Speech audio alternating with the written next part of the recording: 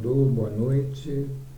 Herbert, da Fraternidade Espírita Irmão Glacos.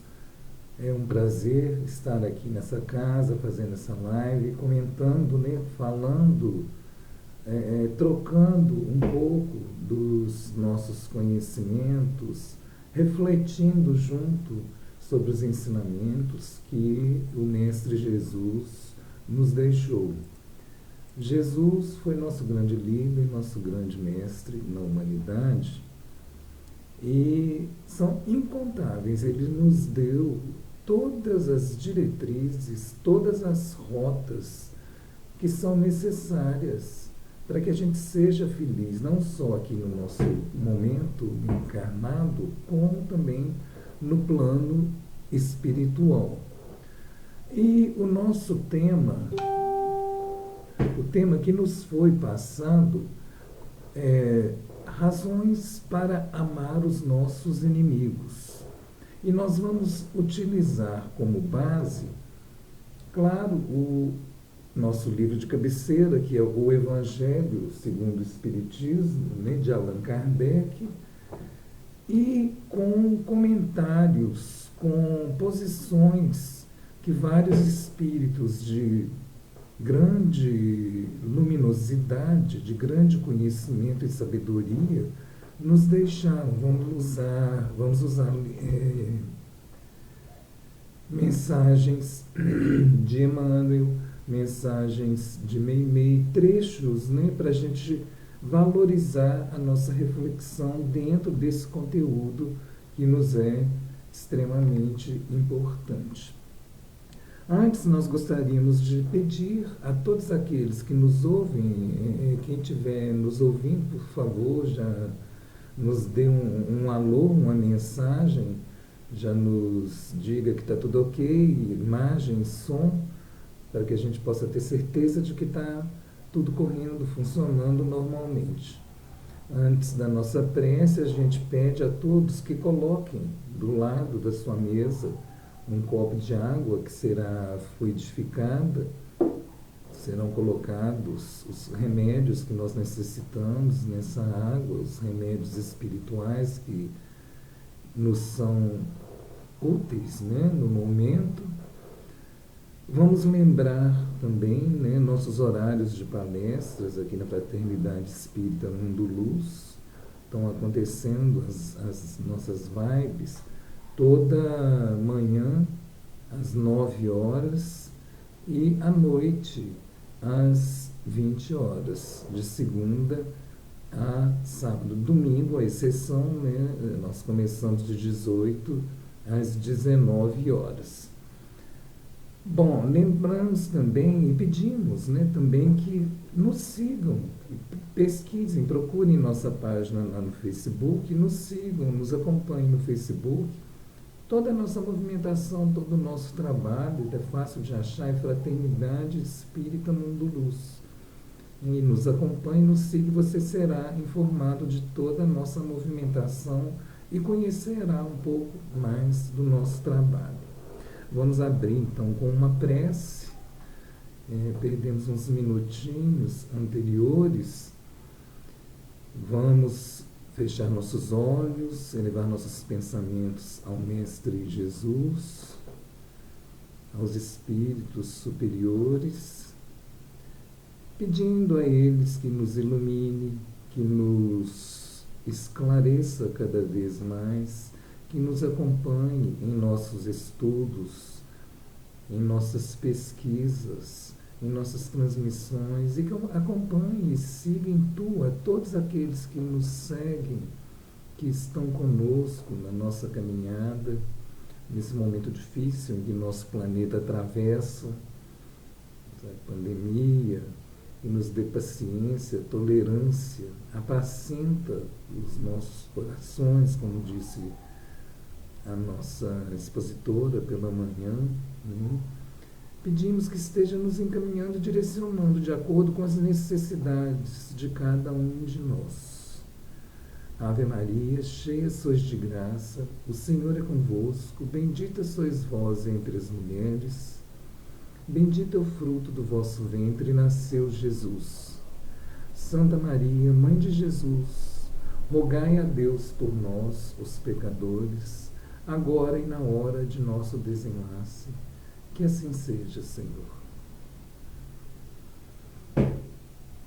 Bom, como dissemos, o nosso tema é razões para amar os nossos inimigos. É importantíssimo quando a gente vai fazer uma pesquisa, um estudo, né? Não só nós expositores, mas qualquer um de nós, em forma geral, estamos estudando ou trabalhando. Vamos fazer uma pesquisa, um estudo. É importantíssimo que a gente conheça o significado das palavras e o encaixe dessas palavras no nosso dia a dia. O que realmente significam, né? Amar nossos inimigos. Quais são um verbo, amar, né? E ali os inimigos. Quem seriam os nossos inimigos? Né? E amar, o que seria amar? Quando a gente busca conhecimento através das publicações de Emmanuel, através de Chico Xavier, em várias passagens, a gente encontra, numa delas em especial, lá no livro Mais Perto, Emmanuel, psicografado por Francisco Cândido Xavier. Ele abre todas as suas mensagens com um versículo. E nessa mensagem que ele nos traz, amando o inimigo, desse livro Mais Perto, ele começa assim: eu, porém, vos digo, amai os vossos inimigos e orai pelos que vos perseguem. Foi-nos dito por Mateus, lá no capítulo 5, no versículo 44. Bom, nessa mensagem, Emmanuel simplifica de forma bem clara, e nos fala de forma bem clara. Eu não vou ler para a gente ocupar o tempo com a mensagem, mas vamos refletir, usar a nossa razão, nosso raciocínio, né? Ele nos fala que somente duas asas nos levam à presença de Deus, ou seja, somente duas direções, duas diretrizes nos levam ao crescimento, né? Ao aprimoramento ou à presença de Deus. São dois caminhos. Um é o amor, o outro é a sabedoria. Amor. Nem todos nós sabemos ao certo o que é amor, né? Como é que nós vamos amar um inimigo se a gente não sabe o que é o amor? Amor é uma palavra que a gente diz que é uma palavra polissêmica, ou seja, ela tem vários significados, tem diversos significados. E quando a gente busca dicionários, a gente percebe o quê? Que lá está escrito assim, de uma forma bem sucinta e bem fria, né? Que amor é uma força que tende a aproximar, a unir, numa relação particular, né, dois ou mais seres. Então é simples, né? Aparentemente simples. Mas o amor que a gente conhece aqui na Terra se apresenta de várias outras formas. A gente conhece o amor de várias formas. Temos o amor que a gente chama de amor egoísta. É um amor de posse, é um amor possessivo, né? Que é muito aclamado na sociedade hoje em dia, que muitas vezes se prende, se caracteriza pela violência. Nos dias atuais, isso é muito divulgado na imprensa. Todas as vezes que a gente liga uma televisão, vai ver um jornal, a gente vê fatos que são justificados em função de amor, mas muitas vezes não são. Não é a justificativa certa. Esses apelos são apelos carnais, são apelos sexuais. No amor conjugal, por exemplo, isso é muito comum, né? A gente perceber egoísmo, Alguém acha que é dono do outro, um cônjuge acha que predomina sobre o outro, que pode mandar sobre o outro, é possuidor do outro, e na verdade não é. Né? Temos também aquele amor, na nossa experiência, um amor racional. Esse amor racional, quem nos passou, quem nos ensinou e nos falou pela primeira vez desse amor racional foi Sócrates. Sócrates, inclusive, é citado por Kardec como um dos precursores, né, do espiritismo. Sócrates estudou muito, foi o primeiro ser humano a dar uma imagem desse tipo de amor, de fazer com que a gente pensasse nele. Mas só que, na época, quem predominava? Não era o Deus de amor único que a gente conhece hoje, trazido, né, pelo próprio Jesus. O pessoal tinha vários deuses, tinham vários cultos, seguiam várias religiões com vários deuses diferentes, e Sócrates primeiro pregou um único Deus. Só que isso ia de encontro, ia contra o que era pregado pelos gregos. Era tão agressivo esse pensamento que ele foi preso e obrigado a se suicidar dentro da prisão. Ele foi obrigado a tomar cicuta dentro da prisão. Mas isso não, a gente acha, mas naquele tempo era assim. Mas não mudou muito não. Né? Hoje em dia acontece muita coisa. A gente ainda não conhece esse amor racional que foi apresentado por Sócrates. Tivemos aí na nossa história várias pessoas que nos apresentaram isso. Gandhi, com essa linha de raciocínio, né, sem derramar sangue, sem pegar em espada, em revólver, nada, conseguiu a libertação, né, da Índia, da Inglaterra, poderosa, somente com o uso da palavra, boas ações e boas atitudes. Né? Foi um exemplo que a gente tem, Martin Luther King, outro exemplo que é atual na nossa época, que a gente conhece. Né? Então esse é o amor racional. E o amor doação, que é o terceiro tipo de amor que mais nos interessa aqui no momento, que é aquela base do amor doação ou o amor incondicional. Que quem nos ensinou isso? Quem nos passou esse amor? Nada mais, nada menos que Jesus, que desceu das altas esferas para nos ensinar, né, para nos mostrar o que é amar corretamente. Ele obedeceu, na realidade, somente a Deus, o Pai maior, e o seu Pai terrestre, claro, né? Outros vieram depois em condições maravilhosas. Santo Agostinho também deu sua contribuição fabulosa. Né? Ele já nos dizia: ama e faz o que queres, se calas por amor, se perdoa por amor. Né? E o que isso quer dizer para a gente quando nós relacionamos com o nosso próximo? Que nós devemos fazer isso dentro de um clima do maior respeito possível.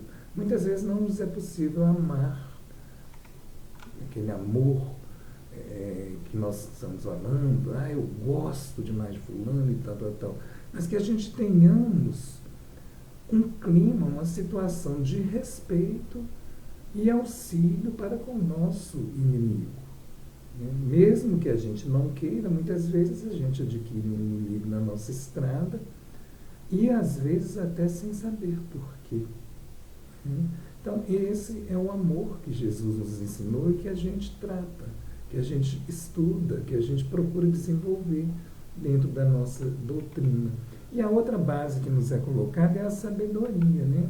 A sabedoria que a espiritualidade nos prega, também a gente classifica, Emmanuel simplifica em 3 fases. A sabedoria escolar, ou bancária, que ele fala, né, de banco de escola, onde quem transmite é um professor, é um mestre, mas a importância disso está ali, só na teoria. Né?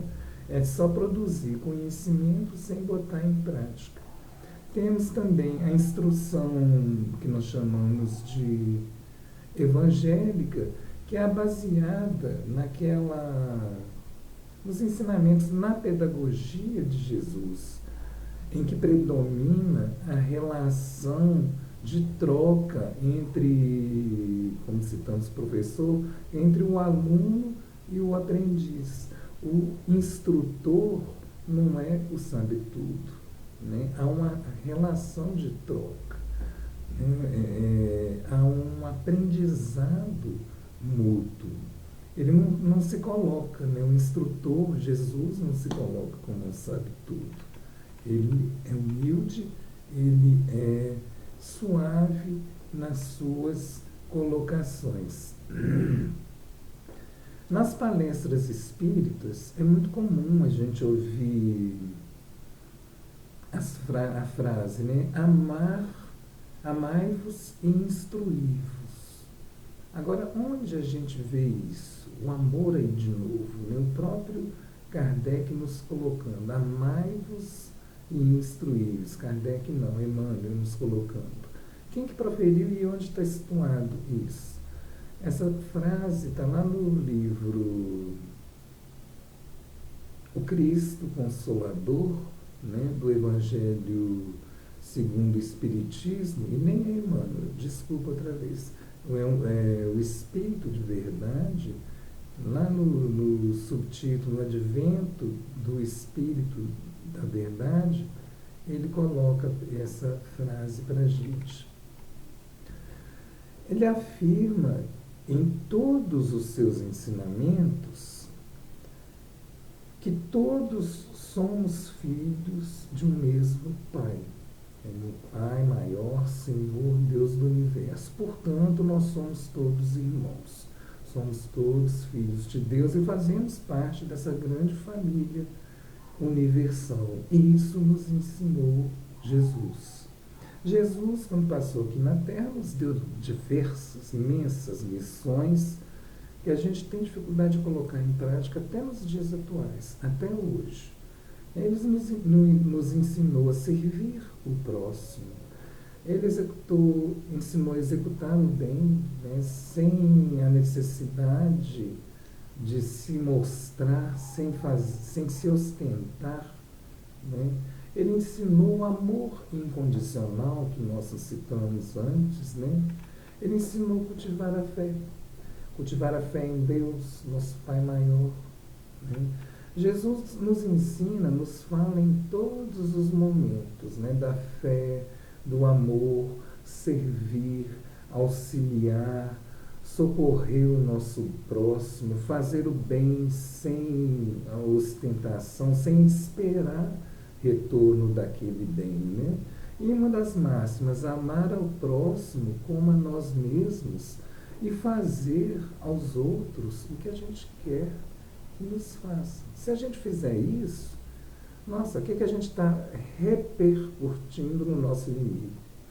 São ensinamentos que ele deixou há mais de 2000 anos e que a gente tem uma grande dificuldade em assimilar até hoje também, né?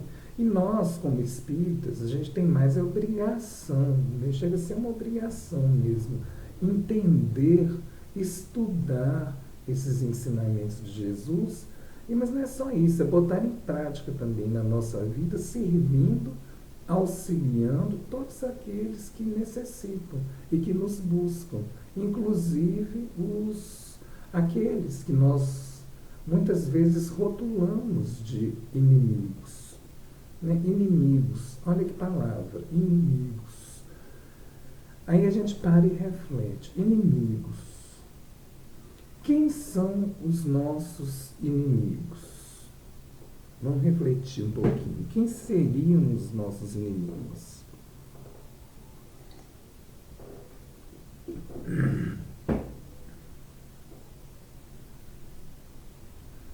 Bom, pensamos um pouquinho, é muito mais cômodo, é muito mais fácil para a gente colocar uma pessoa lá num cantinho da sala, num cantinho do quarto, e rotularmos aquela pessoa, falar que ela é nossa inimiga, né?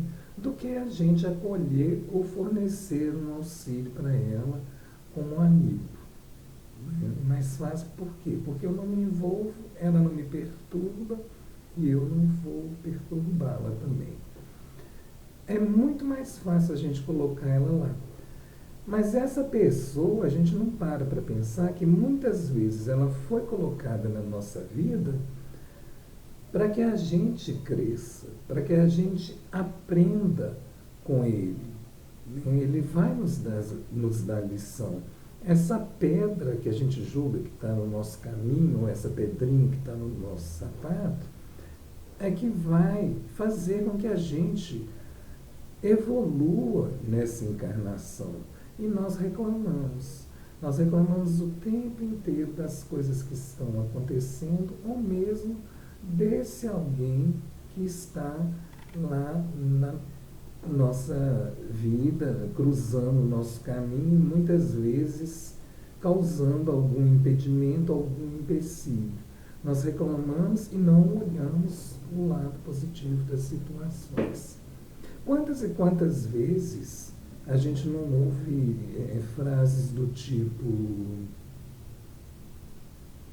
meu marido ou minha esposa é meu karma, né? Olha só que azar, acabei casando com meu inimigo, acabei casando com a minha maior inimiga. Vamos sentir o peso dessa palavra, né? Inimigo. Quantas vezes a gente deixa as coisas acontecerem com aquele pensamento, né, de que um dia nós vamos voltar na próxima encarnação e que vamos resolver esse problema. Não vou resolver isso agora não, deixa para a próxima encarnação. Mas a gente para e pensa também, né? A razão é para isso, é para a gente botar para funcionar e raciocinar numa diretriz, criar uma lógica que nos faz crescer, que nos faz caminhar. Mas será que a gente volta junto na próxima encarnação? Será que eu vou ter outra oportunidade para estar com essa pessoa? Será que eu vou ter outra chance? Né? Uma vez, ouvindo uma palestra na internet de um expositor até extremamente conhecido, muito famoso, nacional e internacionalmente, ele deu um exemplo de uma questão do amar o inimigo. Ele contava uma história de uma pessoa, um homem casado há 15 anos, e que toda noite de sexta-feira ele tinha um jogo de futebol. Toda sexta-feira ele saía do serviço e ia direto para o futebol. E a esposa ficava extremamente chateada, enciumada, com raiva e com razão. Por mais que tentasse, não conseguia fazer com que ele acabasse com esse hábito.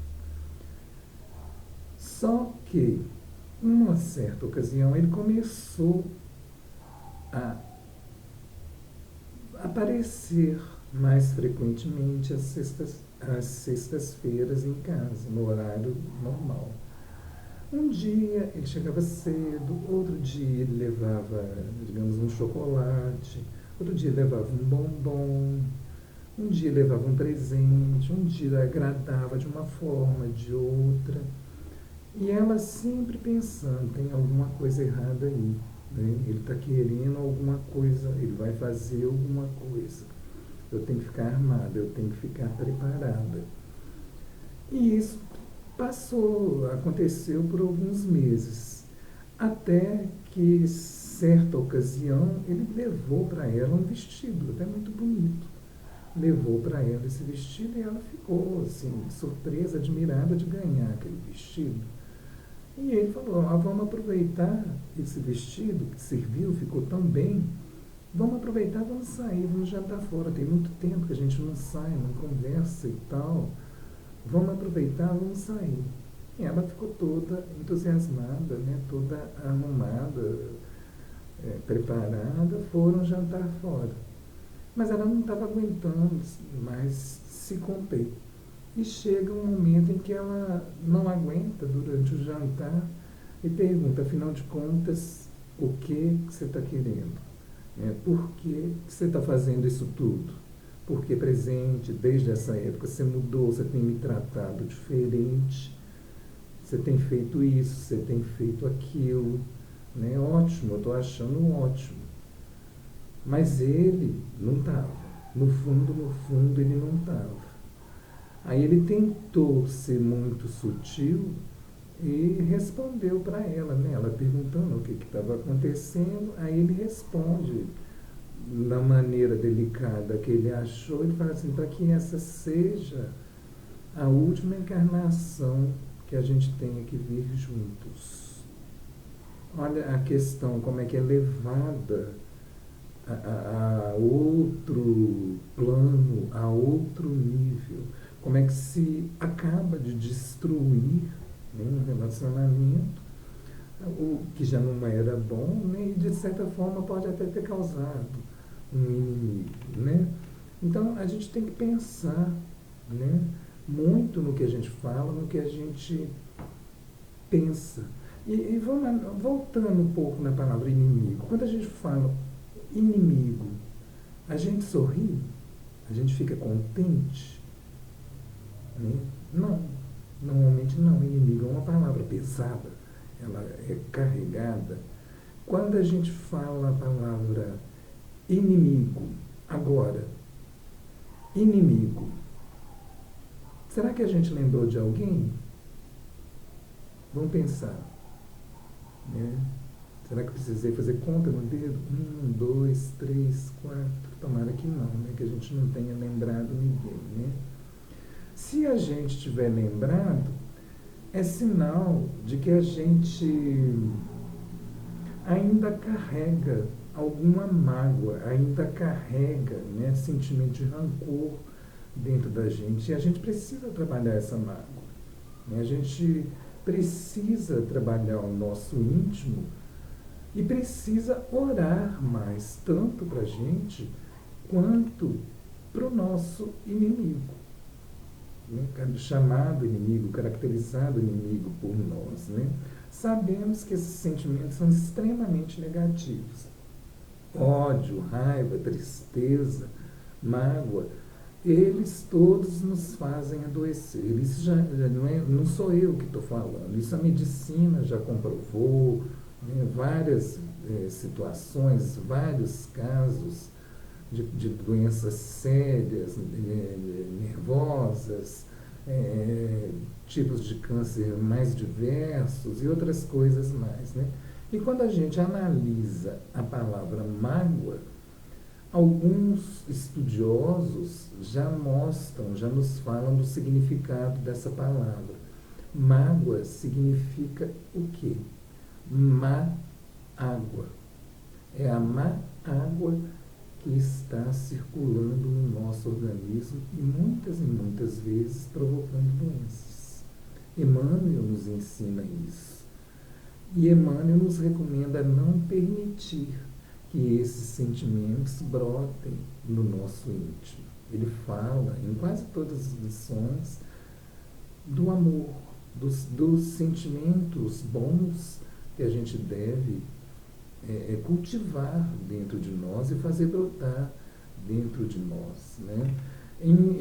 Nessa mensagem que eu citei, do livro Mais Perto, de Emmanuel, psicografado por Chico Xavier, tem um trechinho que ele diz assim: de muitos recebestes o apoio da bondade, e outros muitos aguardam de ti o semelhante auxílio. Da faixa dos benfeitores recolhes a bênção para transmiti-lo na direção dos que te não aceitam ou desajudam. Ou seja, o que ele quer dizer com isso? Né? Somos todos colocados numa única condição de igualdade. Todos nós somos necessitados, todos nós precisamos de auxílio e temos o dever de repassar esse auxílio recebido aos outros que são mais necessitados que nós ainda, né? Seja os que aceitam ou não, sejam eles amigos ou inimigos, né? E a gente tem uma ideia pré-concebida de necessitado. Muitas vezes a gente acha que necessitado é somente aquele mendigo que a gente vê na rua, ou então que bate na nossa porta no domingo, né, na hora do almoço, assim, a gente está almoçando, a pessoa está pedindo, ou então aquela pessoa que está esmolando na rua, né? Mas nós nos esquecemos de nós mesmos. Nós todos somos necessitados. Muitas vezes não financeiramente, mas somos necessitados de quê? De carinho, de uma palavra amiga, de afeto, de consolo, né? E a gente fala que existe, chega ao ponto de classificarmos necessitados. A gente diz que existem necessitados de vários tipos, de várias categorias, né? Aquelas pessoas que já estão desistindo da luta, ou então aquelas que são tomadas pelo ódio, pela raiva, que conservam, fazem questão de ter inimigos por todo lado, né? Aquelas pessoas que caluniam o tempo inteiro, falam mal de um, falam mal de outro, né? São os viciados, né? Enfim, somos todos nós. E tem aqueles também que necessitam do dinheiro, né? E para a gente entender realmente essa necessidade para servir alguém, o que Emmanuel nos aconselha o tempo inteiro? E Jesus também nos fala isso o tempo inteiro. Para servir alguém, para prestar auxílio a alguém, seja ele amigo ou inimigo, é preciso que a gente se coloque no lugar da pessoa que sofre. Quantas e quantas vezes, na maioria das vezes, aquela pessoa que nos ofendeu e que a gente trata como inimigo ou nos considera como inimigo, ela tem problemas os mais diversos. Então, se eu tenho que tentar, pelo menos, me colocar no lugar dela, do meu inimigo, partilhar com ele as necessidades dele, né? Entender as lutas dele com paciência, né? Perseverança e com a verdadeira intenção daquela prática do bem. Isso não significa que fulano é meu inimigo, ele ficou de mal de mim. Eu vou lá, mesmo sem ele conversar comigo, sem ele estar querendo ficar perto de mim, eu vou arrastar ele para conversar. Não é isso, não. A gente pode fazer o nosso trabalho individual, o nosso trabalho mental, de observação, de percepção das situações, do comportamento do inimigo, para tentar, de alguma forma, fazer alguma coisa para aproximar e quebrar esse clima de inimizade existente, né? Muitas vezes, essas pessoas são arrogantes, né? Muitas vezes elas são irritadas, se apresentam ansiosas conosco, né? E daí a necessidade da nossa tranquilidade, da nossa paz, da nossa harmonia, né? E sermos simpáticos. A simpatia, a educação, cria climas, vibrações benéficas que nos aproximam do próximo e nos evita que a gente cometa atos que venham causar situações de conflito, né? Tenhamos mansidão. Jesus já falava da mansidão, né? A mansidão, ela faz com que a gente se arme, se prepare, né, para o perdão e evita pensamento negativo, evita pensamento de vingança. Quantas e quantas vezes a gente ouve, né, ou fala, já falou, né? Mas comigo não é assim. Falou, levou, está na ponta da língua. Se falar, vai ter o troco na hora. E dali, ó, ferroadas, inimigos de todo lado, né? Nós precisamos ser gentis com os outros e conosco mesmos, para que a gente possa colher bons frutos dos relacionamentos que a gente tem, né? Aqueles que são simpáticos, são gentis, são amáveis, são muito mais fáceis também de serem amados, né? Todo mundo vai querer ficar perto, ficar próximo. Se eu sou uma pessoa, vamos dizer, azeda, todo mundo tende a se distanciar. E qualquer coisinha, qualquer inconveniente, qualquer imprevisto que aconteça, pode ser desse tamanho, mas vai transformar num imprevisto enorme, né?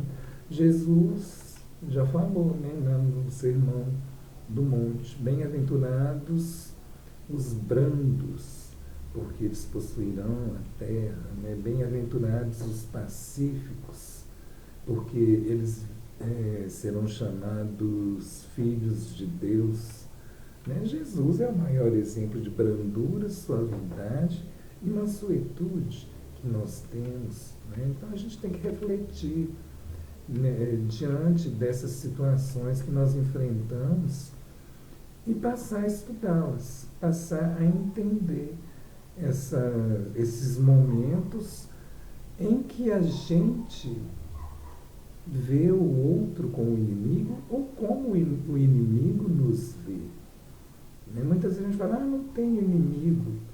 A gente está falando só do plano material, mas e no plano espiritual? Será que a gente tem essa condição de colocar tão seguramente: eu não tenho inimigos? Quem será que está lá no plano espiritual me aguardando? O que é que eu fiz nas encarnações anteriores que eu possa garantir que eu não tenho inimigos aqui, nem lá em cima me esperando? Então nós temos muito, muito o que pensar, né? Medir nossas palavras com as pessoas, ter cuidado ao usar essas palavras, porque a palavra, da mesma forma que o pensamento, quando nós emitimos uma palavra, ela gera imagens, ela cria forma, ela cria aquele desenho e atinge a quem nós dirigimos. Então a palavra tem um peso, tem um significado, né? Na antiguidade até achavam que a palavra tinha poderes mágicos. Daí os abracadabras da vida, né? Aquelas seitas e religiões antigas com as falas, né? As rezas, as orações decoradas, que na realidade não surtiam tanto efeito como se imaginava, mas pensavam que determinadas palavras tinham até poderes mágicos. E hoje a gente sabe que isso, de certa forma, é uma verdade, porque a palavra cria essa imagem, né? Tem uma passagem, eu até escrevi aqui, porque o texto é grande. André Luiz, lá no livro Entre o Céu e a Terra, ele conta para a gente que ele estava... Foi na primeira vez que ele andou de aeróbus, e ele estava com o mentor dele, e ele foi fazer uma visita, foi conhecer, ouvir uma palestra lá no Ministério da Comunicação. E quem falava lá era a irmã Clara, era uma educandária em nosso lar. E ela ministrava um curso sobre a importância da voz e da palavra. E quando eles entraram no salão, André Luiz relata que ela comentava o seguinte: a palavra, qualquer que seja, surge dotada de energias elétricas específicas, libertando raios de natureza dinâmica, e a palavra falada monta imagens, contém contextos. Se for emitida com amor, conduz a quadros e ideias felizes, expulsando os pensamentos e sentimentos inferiores, favorecendo a entrada da esperança e da felicidade. Então, emite, da mesma forma, emitimos imagens, temos força com a palavra, e da mesma forma, às vezes até mais pesado, o nosso pensamento que a gente tão pouco conhece.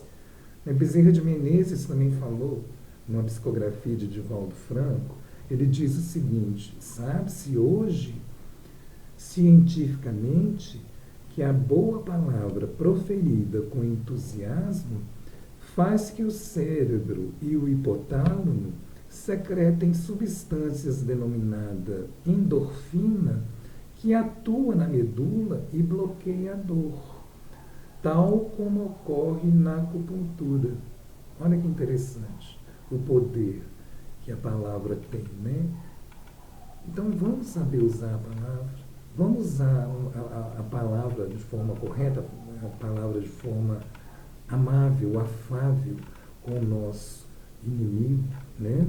Vamos ser generosos.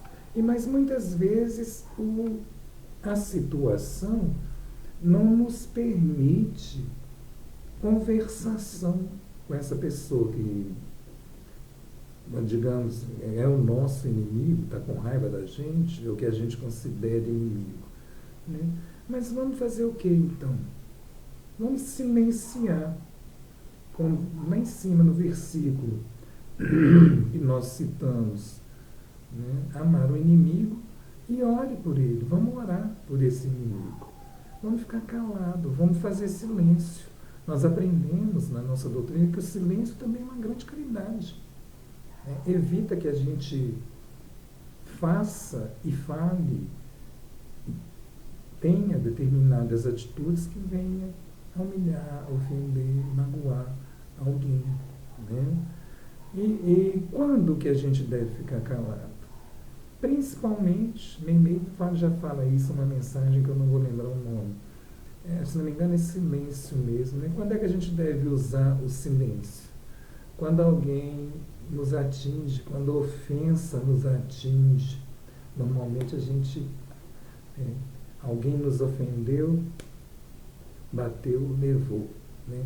Quando alguém está enraivecido, encolerizado, né? Eu vou tentar, não faz isso. Então muitas vezes a gente faz ao contrário, né? Não é isso mesmo, fala mesmo, né? Tá certo, você está isso, você está errado, né? Quando alguém nos calunia, fala mal da gente com alguém, com outra pessoa, a gente fica irado, fica possesso, eu não quero nem saber mais do fulano, né? Você me perdoa? Perdoo sim. Estou sendo bonzinho, estou sendo espírito, eu perdoo, mas pelo amor de Deus, não passa no meu passeio, não. Ora, né? O sentimento prevaleceu, o perdão foi só uma palavra solta, sem nenhum poder, né? Sem nenhuma força. E quando a gente é atingido assim, lá no fundo, no nosso orgulho, então, né? Quando a gente é humilhado por alguém, aí sim que esse sentimento de raiva, de rancor, de mágoa brota com força. E isso a gente precisa evitar o tempo inteiro. Vamos ficar calado, né? Quanta coisa o silêncio diz, né? Muitas vezes o silêncio diz mais do que 1000 palavras. Quantas e quantas vezes a gente ficar calado, a pessoa vai entender perfeitamente o que eu quis dizer. Um sorriso sincero. Quantas e quantas vezes a gente pode só responder com um sorriso bonito, um sorriso sincero, ao invés de ter fios e fios de comentários, ou então fios e fios de elogios, que o outro ainda fica assim, nossa, que tanto, será que é verdade o que está falando? Né? A gente pode responder o outro com um olhar sereno, ele vai perceber, né? Nós emitimos vibrações. Podemos dar até abraços como respostas. Hoje em dia ainda não, tá, gente? Ainda estamos no regime da pandemia, ainda estamos na quarentena, mas o abraço diz tanto, né? Então, nessas ocasiões, O silêncio é muito mais representativo que a palavra falada.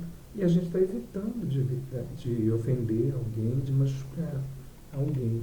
Vamos procurar usar mais o silêncio e procurar cada vez mais esse sentido, essa vontade dentro de nós de perdoar o nosso inimigo. Né? Agora, para quê? Qual a função disso? Né? Por quê? Qual a razão que eu tenho para perdoar um inimigo? Eu não vou ganhar nada com isso. A gente sabe, né, que muita gente sente prazer em nos causar dor, ver nossa miséria, né? Acontece. Às vezes nós criamos um inimigo em função de diferenças de caráter, de atitude. Outras vezes a pessoa acaba não gostando da gente do nada, sem nenhuma razão aparente. A gente mesmo diz, eu não vou com a cara do fulano, não gosto do fulano. Mas o que ele te fez? Não sei nada, nunca, mas eu não gosto. Isso é questões passadas, tal, mas são coisas que assim, a gente não trabalha internamente e que se deixa levar, se deixa vencer por isso. E isso a gente precisa combater dentro de nós. Precisamos, sim, trabalhar essas coisas boas dentro de nós. Isso, sim, é que nós vamos precisar fazer. E tirar, entender que esses inimigos são lições que estão sendo apresentadas pela vida para que a gente possa crescer, para que a gente possa se tornar um espírito mais evoluído nessa encarnação. Né? É a primeira lição, é a primeira razão, aliás, que a gente tem para entender e compreender por que nós devemos, né, amar o nosso inimigo. Os inimigos são as melhores pessoas que vão nos ensinar a controlar a nossa raiva, o nosso ódio. Né? Ele nos dá aquela, como é que eu diria, aquela possibilidade de saber que nós ainda temos esse sentimento negativo de cultivar raiva, de cultivar ódio, e ele nos dá a oportunidade de administrar essa raiva, de administrar esse ódio, esse sentimento negativo. Por isso, o inimigo chega a ser, amar o inimigo chega a ser saudável. Por quê? Porque eu não estou gerando mágoa, não estou gerando má água dentro de mim, circulando. Nós somos constituídos mais de 70% de água. Se eu tenho mais de 70% de mágoa dentro de mim, né, não estou bem, eu não estou preparado. E perceber também que os inimigos podem ser nossos grandes aliados. A partir do momento que a gente faz um esforço para interagir com eles, para fazer as pazes com eles, né, vamos dizer, nós vamos estabelecer um terreno de tranquilidade e que vai possibilitar que ele torne um aliado e que venha me ajudar também. Então, é crescimento, né? E perceber que tudo que está acontecendo pode ter sido gerado simplesmente por um mal-entendido, né? Nós realmente precisamos ainda, dentro do nosso padrão evolutivo, do nosso crescimento, do que a gente já aprendeu dentro da doutrina, nós realmente precisamos ainda de cultivar essas emoções que a gente chama de tóxicas, né? Porque elas são negativas e trazem coisas ruins para nós, né?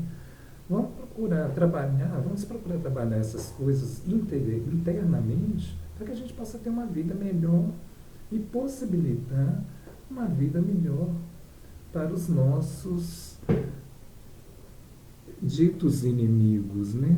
Nosso tempo está no fim, está quase no fim. Antes da gente encerrar, eu gostaria de ler uma mensagem de Emmanuel que se intitula exatamente, tem o mesmo título, né, que o nosso tema de hoje, Razões para amar os inimigos. E Emmanuel diz o seguinte, o versículo é o seguinte: eu, porém, vos digo, amai os vossos inimigos. Jesus, por Mateus, no capítulo 5, versículo 44. E a mensagem pequenininha diz o seguinte: os inimigos, queiramos ou não, são filhos de Deus como nós, e, consequentemente, nossos irmãos, para quem Deus providenciará recursos e caminhos dentro da mesma bondade com que age a nosso favor. O amor pelos inimigos dar-nos-á excelentes recursos contra desajustes circulatórios, a neuroses, a loucura ou a úlcera gástrica, sempre que estejamos em tarefa no corpo físico. Orando em benefício dos que nos ferem, evitamos maiores perturbações em torno de nós mesmos. Amando os inimigos e entregando-nos sinceramente ao juízo de Deus, com as melhores vibrações de fraternidade, eliminamos 90% dos motivos de aflição e de aborrecimento.